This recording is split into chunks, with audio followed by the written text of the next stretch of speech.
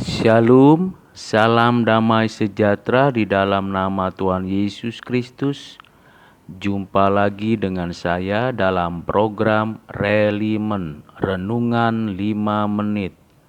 Renungan hari ini mengenai jangan membunuh. Tuhan memberikan perintah kepada manusia, khususnya umat Tuhan, untuk tidak membunuh.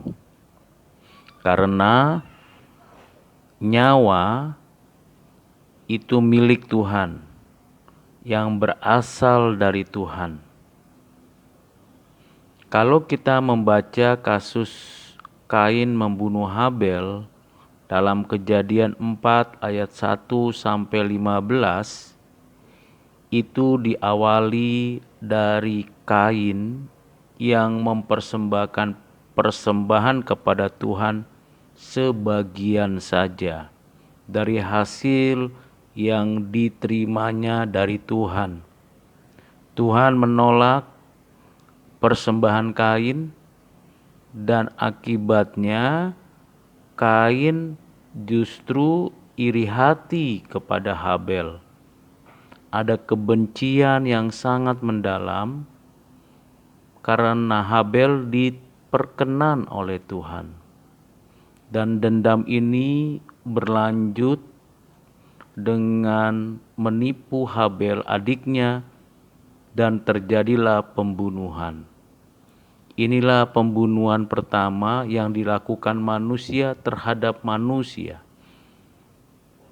Tuhan memberikan perintah jangan membunuh.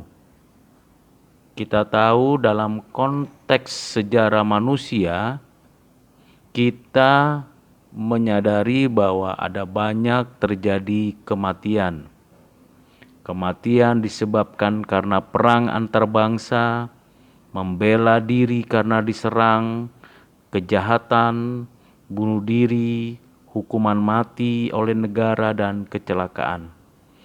Tentulah itu penyebab kematian yang sekunder. Karena penyebab kematian yang primer ialah dosa.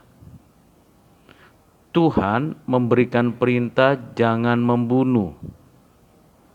Sebab manusia milik Tuhan, ciptaan pribadi, segambar serupa dengan Tuhan. Membunuh merupakan suatu upaya manusia berdosa untuk memisahkan tubuh dari roh atau jiwa yang menyebabkan kematian fisik. Namun kita harus sadar bahwa jiwa atau roh tidak mungkin mati karena memiliki sifat kekekalan.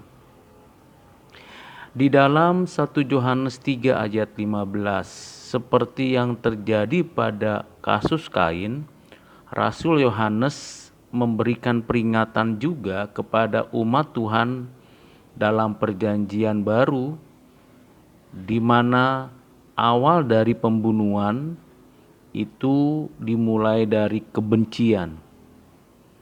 Singkirkan, tinggalkan, dan upayakan tidak membenci siapapun. Bagaimana caranya kita tidak membenci sesama manusia?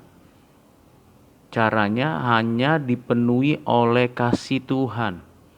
Kasih agape, kasih yang datang dari Allah di dalam Kristus. Sebab di luar Kristus kita tidak mungkin memiliki kasih agape. Kasih itulah yang memberikan kepada kita kekuatan, kuasa, otoritas untuk mengampuni sesama kita yang bersalah kepada kita. Sehingga kita tidak lagi membenci siapapun, tidak lagi iri karena keberhasilan atau kesuksesan orang, tetapi kita berupaya memperbaiki diri dan dipenuhi oleh cinta kasih. Mari Bapak Ibu Saudara yang kekasih di dalam Kristus, kita pupuk cinta kasih dari Tuhan, kita bagikan itu kepada sesama. Tuhan Yesus memberkati kita sekalian. Amin.